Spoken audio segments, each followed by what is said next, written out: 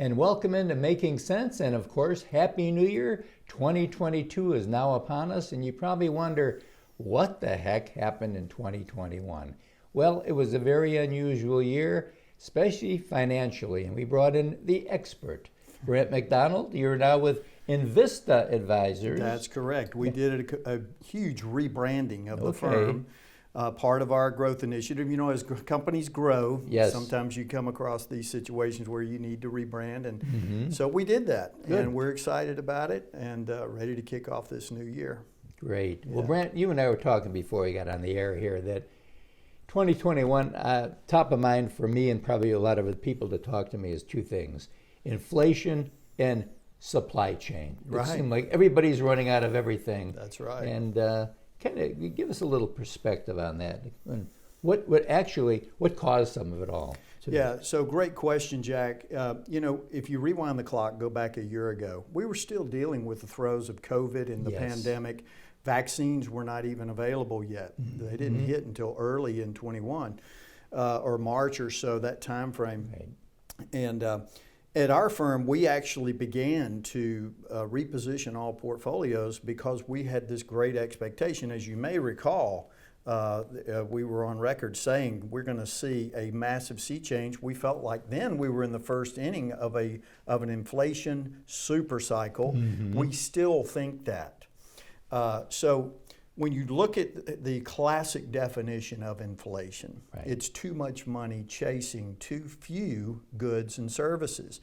So when you had a full shutdown, you know, like we did in 2020, full stop, particularly, we're talking about the United States of America going to nothing.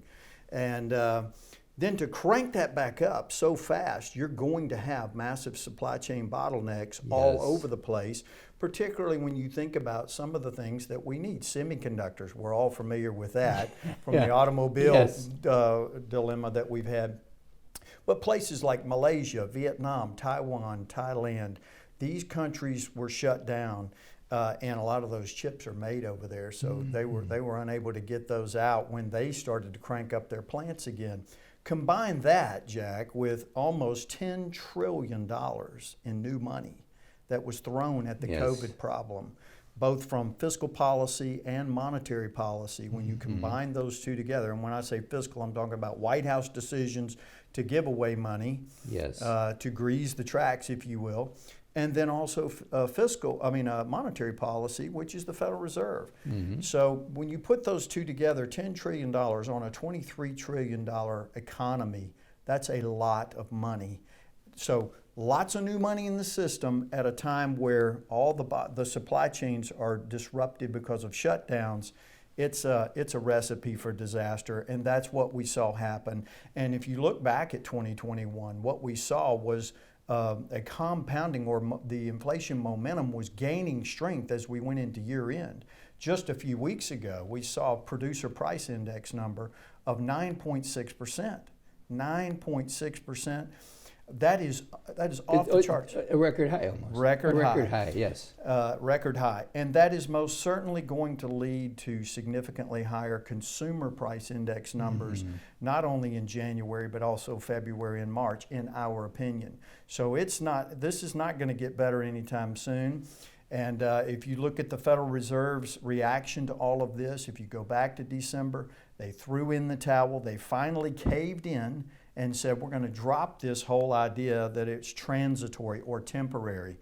Not only did they say it, but they said it twice before Congress. And they apologized. They apologized, and they said, we are behind the curve, and we've got to start draining money out of the system. And so they're going to do that two ways. They're going to do it through tapering or slowing down their bond purchase program.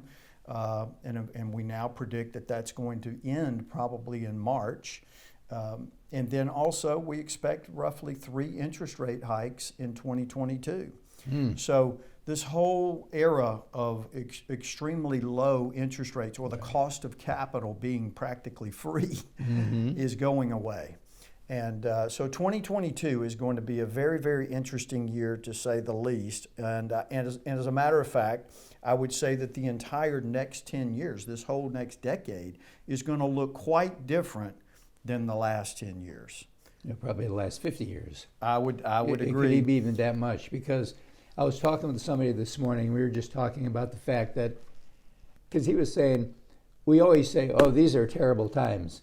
And he was saying, well, probably in the Middle Ages they said these are terrible times. But I told him, I said, no, I want to say this.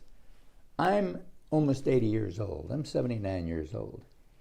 During my lifetime, I've never seen what I'm seeing right now. Yeah. A combination of a lot of different things. It's quite yeah. concerning. Yes. It really is. It very much is.